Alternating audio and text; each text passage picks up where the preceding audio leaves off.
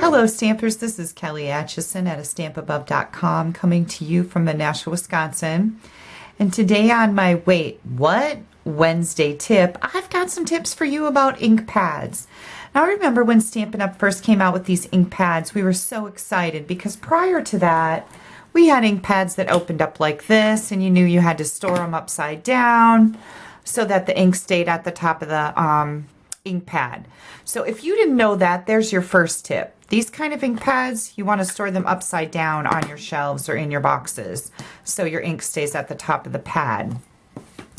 When they came out with these ink pads, the neat part is that they are upside down. Okay, so when they're sitting on your shelf or in your bin right side up, your ink pad is upside down so that the ink stays at the top of your pad. So that's great. But one thing I've noticed people struggle with is how to get these open and closed. So let me show you a little tip. This is kind of a funny little story. There are 3 little dots right here on the end of your ink pad that has the tab. And we like to kind of say it's kind of like a man. You're going to push his buttons and that opens up your ink pad. You're going to pull him towards you and then push him back and put him in his place. Just kind of a cute little thing to help you remember what you're supposed to do here.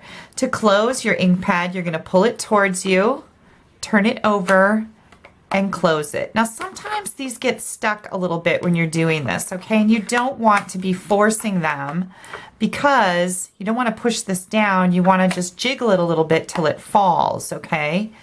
So again, we'll show you how that works. See, it's kind of gets stuck in that one spot like this. Just push it a little bit until it closes and you can snap it shut. Now, if you happen to pop your ink pad apart, sometimes that can be a real nightmare. So I popped this one apart on purpose and I'm going to tell you how to fix it. What you want to do is get an ink pad that isn't popped apart out and look and see the tab is here and the 3 dots are here. So we know it has to go back together like this. Okay, so what you're going to do, you're going to take this and flip it over. So now you have the little empty tray part down here by the tab.